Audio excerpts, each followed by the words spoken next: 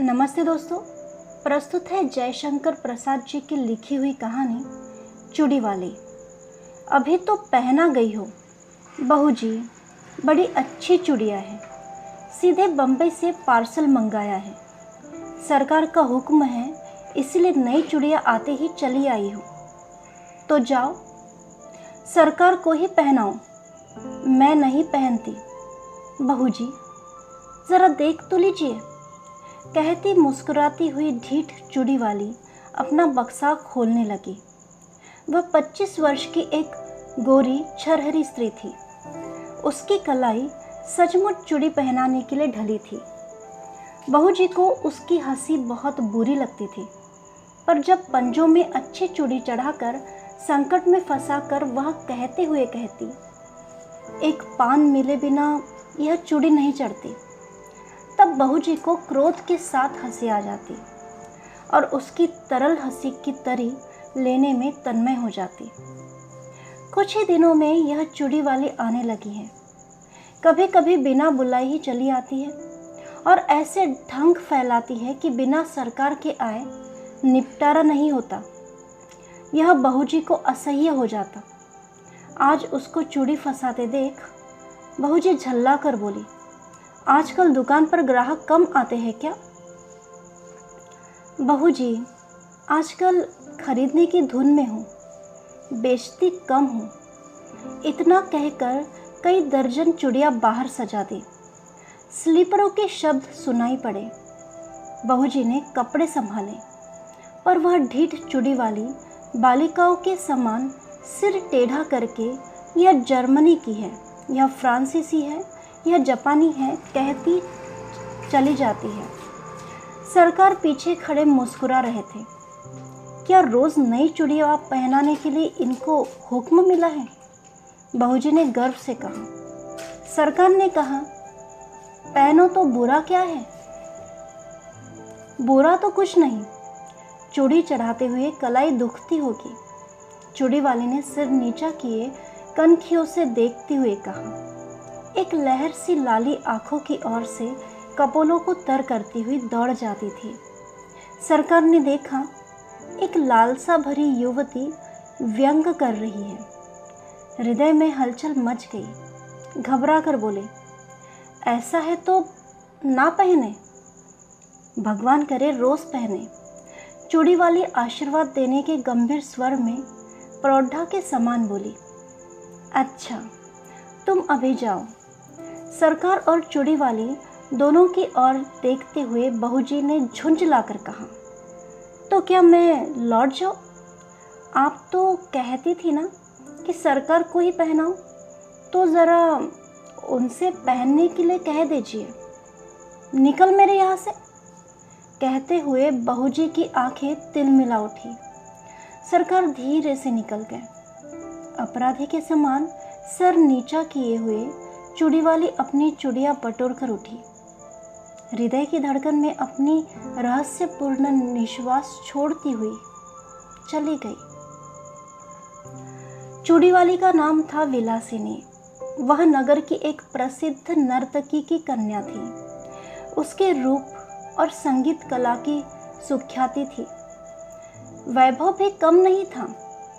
विलास और प्रमोद का पर्याप्त संभार मिलने पर भी उसे संतोष नहीं था। हृदय में कोई भाव खटकता था। वास्तव में उसकी मनोवृत्ति उसके व्यवसाय के प्रतिकूल थी।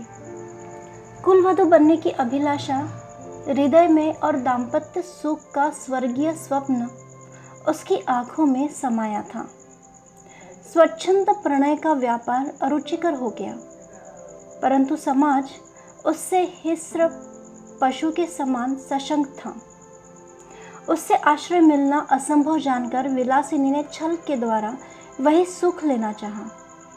यह उसकी सरल आवश्यकता थी, क्योंकि अपने व्यवसाय में उसका प्रेम क्रय करने के लिए बहुत से लोग आते थे, पर विलासिनी अपना हृदय खोलकर किसी से प्रेम नहीं कर सकती थी। उन्हीं दिनों सरकार के रूप, यौवन और चारित्र ने उसे प्रलोभन दिया। नगर के समीप बाबू विजय कृष्ण की अपनी जमींदारी में बड़ी सुंदर अट्टालिका थी, वही रहते थे। उनके अनुचर और प्रजा उन्हें सरकार कहकर पुकारती थी। विलासिनी की आंखें विजय कृष्ण पर गड़ गईं। अपना सिर सच्चित मनोरथ पूर्ण करने के लिए वह कुछ दिनों के लिए चूड़ीवाली बन गई थी। सरकार चूड़ीवाली को जानते हुए भी अनजान बने रहे। अमीरी का एक कौतुक था, एक खिलवाड़ समझकर उसके आने जाने में बाधा न देते। विलासिनी के कलापूर्ण सौंदर्य ने जो कुछ प्रभाव उनके मन पर डाला था, उसके लिए उनके सुरुचिपूर्ण मन ने अच्छा बहाना खोज लिया था। वे सोचते, बहू जी का कुलवधू जनोचित सौंदर्य और वैभव की मर्यादा देखकर चूड़ीवाली स्वयं पराजय स्वीकार कर लेगी और अपना निष्फल प्रयत्न छोड़ देगी। तब तक यह एक अच्छा मनोविनोद चल रहा है।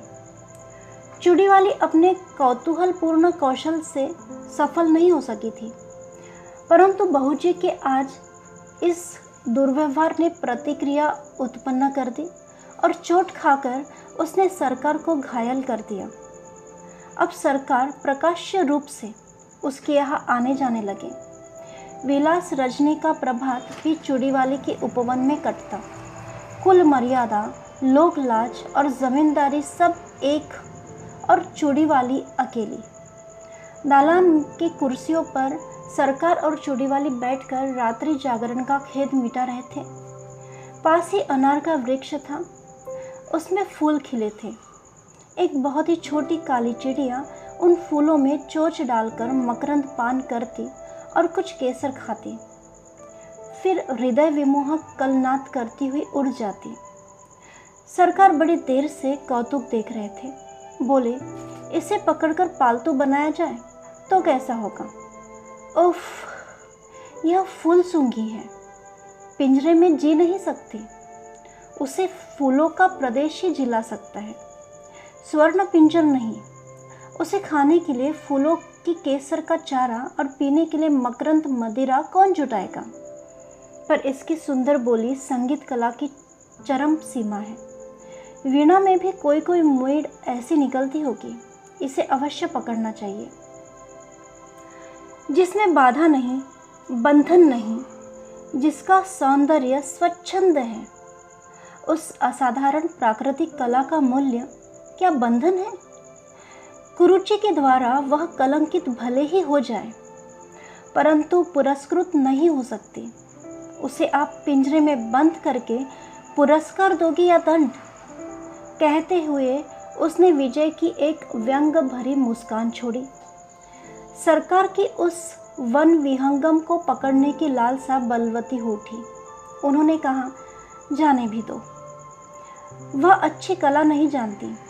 प्रसंग बदल गया। नित्य का साधारण विनोदपूर्ण क्रम चला। चूड़ीवाली अपने अभ्यास के अनुसार समझती कि यदि बहू जी की अपार प्रणय संपत्ति में से कुछ अंश मैं भी लेती तो हानि क्या? परंतु बहू जी को अपने प्रणय के एकाधिपत्य पर पूर्ण विश्वास था।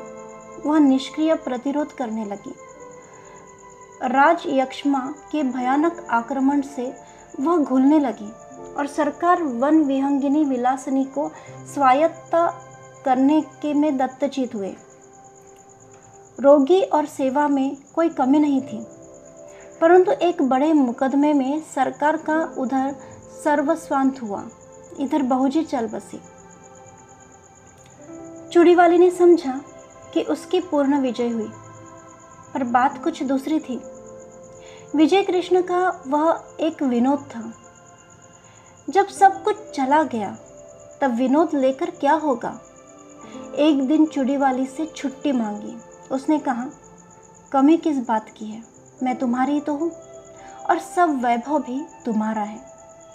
विजय कृष्ण ने कहा, मैं वैश्या की दी हुई जीविका से पेट पालने में असमर्थ हूँ। चूड़ीवाली बिलखने लगी, विनय किया, रोई, गिड़गिड़ाई, पर विजय कृष्ण चले ही गए। वह सोचने लगी कि अपना व्यवसाय और विजय की गृहस्थी बिगाड़कर जो सुख खरीदा था उसका कोई मूल्य नहीं? मैं कुलवधू होने की उपयुक्त नहीं? क्या समाज के पास इसका कोई प्रतिकार नहीं?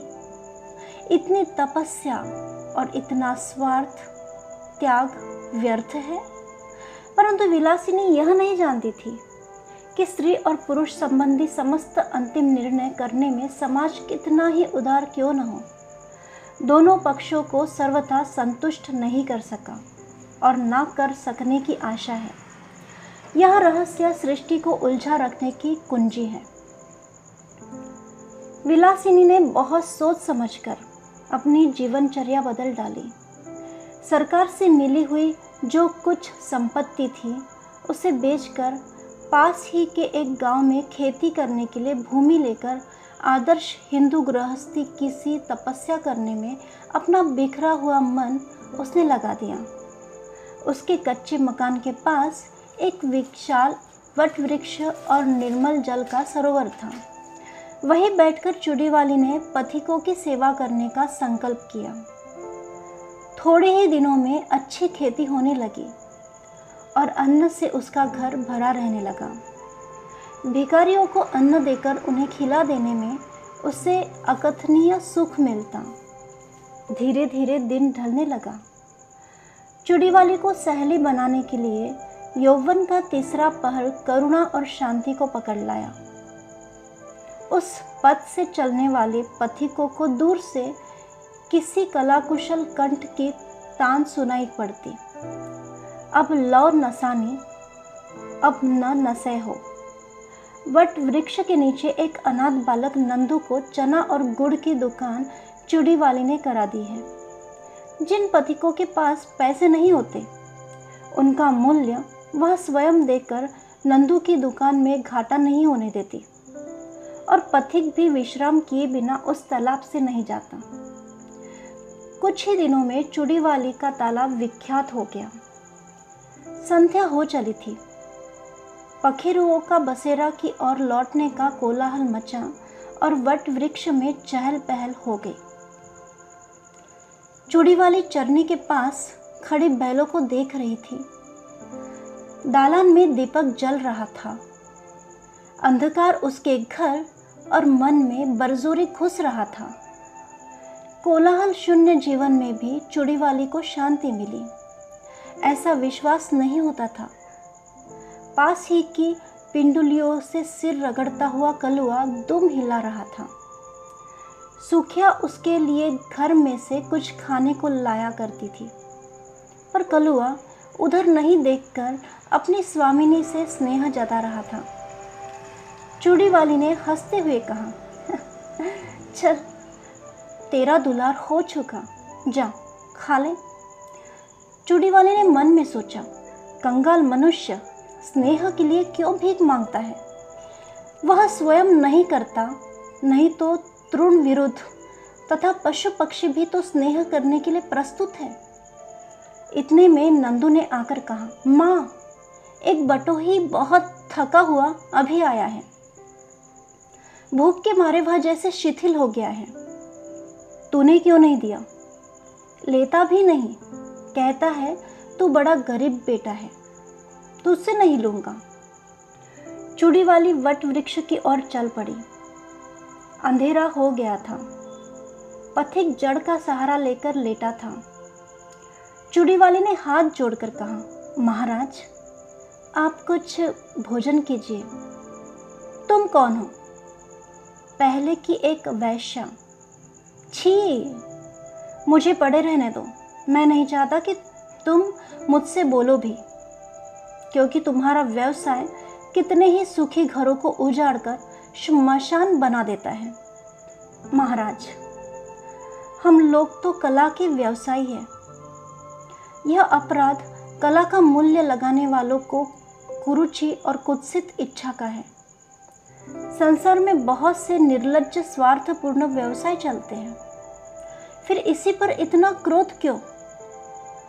क्योंकि वह उन सबों में अधम और निकृष्ट है। परंतु वैश्या का व्यवसाय करके भी मैंने एक ही व्यक्ति से प्रेम किया था। मैं और धर्म नहीं जानती, पर अपने सरकार से जो कुछ मुझे मिला उसे मैं लोक सेवा में लगाती हूँ। मेरे तालाब पर कोई भूखा नहीं रहता।